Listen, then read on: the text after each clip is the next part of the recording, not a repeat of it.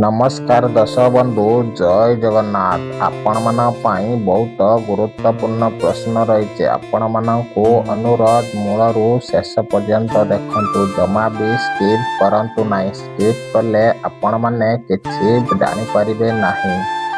पेट व्यथा हेउथिले केउ पत्रर काढ़ा पीवा द्वारा पेट व्यथा समस्या तुरंत ठीक होइथाए। दर्शक बंधु ऑप्शन गुड़िक हेउछि ऑप्शन ए राशिपत्र, ऑप्शन बी बेलपत्र, ऑप्शन सी तेजपत्र, ऑप्शन डी अँला पत्र।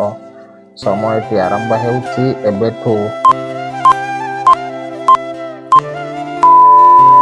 दर्शक बंधु समयटी शेष हो सारी। एहार सठिक उत्तरटी हेउछि ऑप्शन सी तेजपत्र।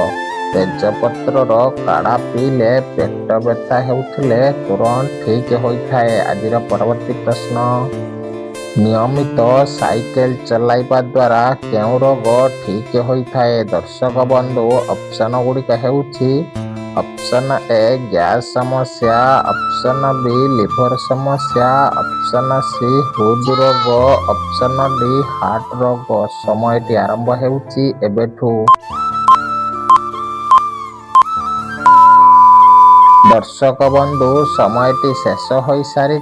एहार सठिक उत्तरटी हेउछि ऑप्शन सी हृदरोग। साइकेल चलाइबा द्वारा हृदरोग ठीक होइथाए। आजिर परवर्ती प्रश्न, केउ पत्र को चोबाई खाइबा द्वारा बांती समस्या मुक्ति मिलिथाए। दर्शक बंधु ऑप्शन गुड़िक हेउछि ऑप्शन ए पुदीना पत्र, ऑप्शन बी अँला पत्र, ऑप्शन सी तुलसी पत्र, ऑप्शन डी भृषंग पत्र। समयटी आरंभ हेउछि एबेठु। दर्शक बंधु समयटी शेष हो सारी। एहार सठिक उत्तरटी कौन रही देखिबा। एहार सठिक उत्तरटी हेउछि ऑप्शन ए पुदीना पत्र।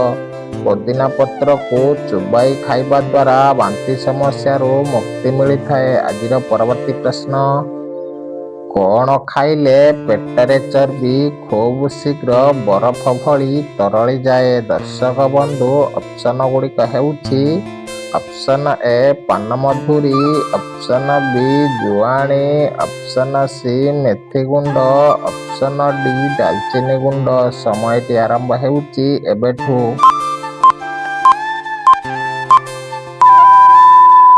दर्शक बंधु समयटी शेष हो सारी।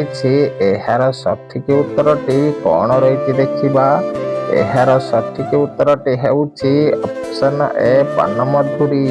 पानमधुरी खाइले पेटरे चर्बी खूब शीघ्र बरफ भली तरली जाए। आजिर परवर्ती प्रश्न, उच्च रक्तचाप रोग थिले कौन खाइबा द्वारा रोग वृद्धि होइथाए। दर्शक बंधु ऑप्शन गुड़िक हेउछि ऑप्शन ए चीनी, ऑप्शन बी लूण, option C coffee, option D चा।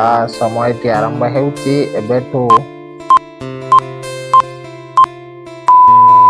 दर्शक बंधु समयटी शेष हो सारी।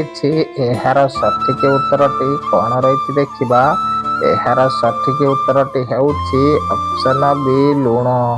उच्च रक्तचाप रोग थिले लूण खाइबा द्वारा रक्त रोग वृद्धि होइथाए। आजिर परवर्ती प्रश्न, नियमित केउ पत्र खाइले दृष्टि शक्ति वृद्धि होइथाए। दर्शक बंधु ऑप्शन गुड़िक हेउछि ऑप्शन ए भृषंग पत्र, ऑप्शन बी अँला पत्र, ऑप्शन सी नींब पत्र, ऑप्शन डी पुदीना पत्र। समयटी आरंभ हेउछि एबेठु। दर्शक बंधु समयटी शेष हो सारी। एहार उत्तर देखिबा आगरू वीडियोटी को लाइक कर दियंतु। आपण माने केउ जिलार वीडियो देखुचंती कमेंट बॉक्स रे कमेंट करंतु।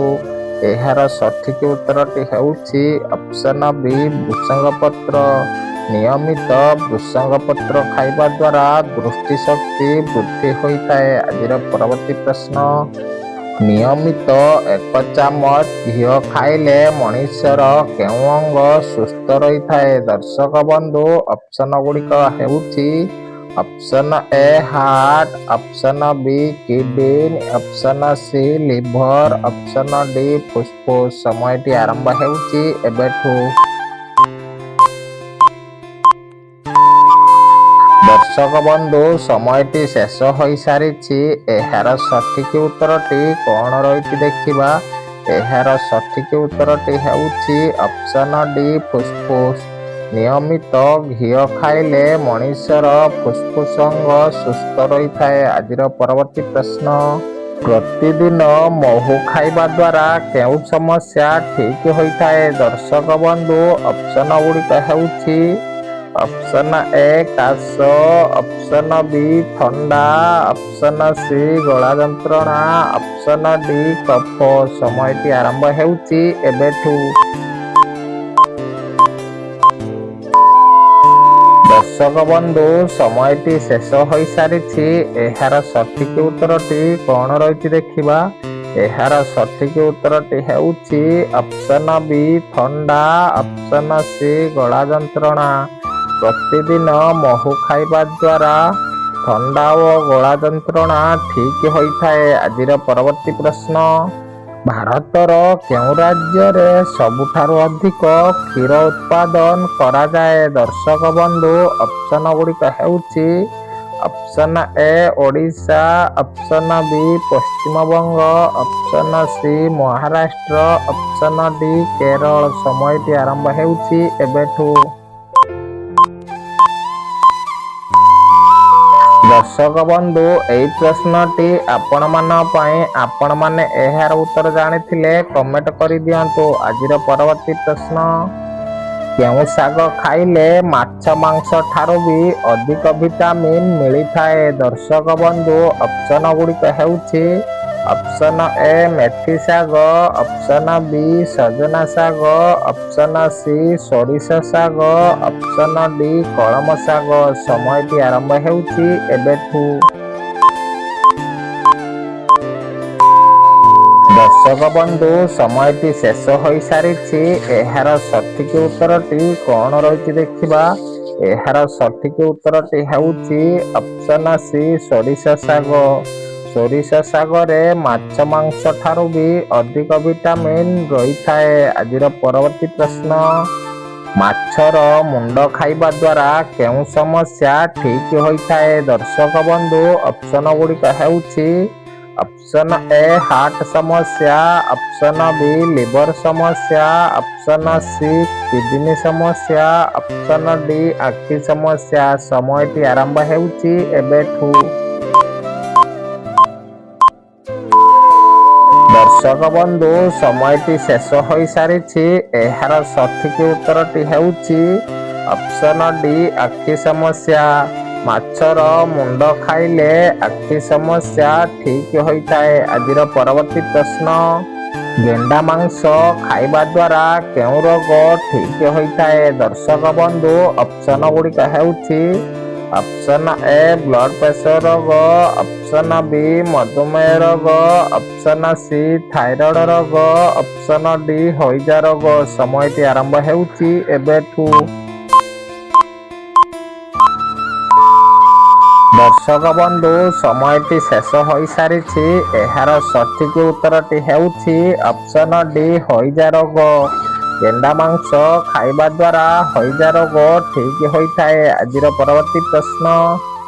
କେଉଁ ପତ୍ର ଖାଇବା ଦ୍ୱାରା ବୁଢ଼ା ବୟସରେ ବି ଯୁବକ ଭଳି ଚମକିବେ? ଦର୍ଶକ ବନ୍ଧୁ, ଅପସନ ଗୁଡ଼ିକ ହେଉଛି ଅପସନ ଏ ଅଁଳା ପତ୍ର, ଅପସନ ବି ନିମ୍ବ ପତ୍ର, ଅପସନ ସି ତୁଳସୀ ପତ୍ର, ଅପସନ ଡି ପୋଦିନା ପତ୍ର। ସମୟଟି ଆରମ୍ଭ ହେଉଛି ଏବେଠୁ। ଦର୍ଶକ ବନ୍ଧୁ, ସମୟଟି ଶେଷ ହୋଇସାରିଛି। ଏହାର ସଠିକ୍ ଉତ୍ତରଟି କ'ଣ ରହିଛି ଦେଖିବା। ଏହାର ସଠିକ୍ ଉତ୍ତରଟି ହେଉଛି ଅପସନ ବି ନିମ୍ବ ପତ୍ର, ଅପସନ ବି ତୁଳସୀ ପତ୍ର।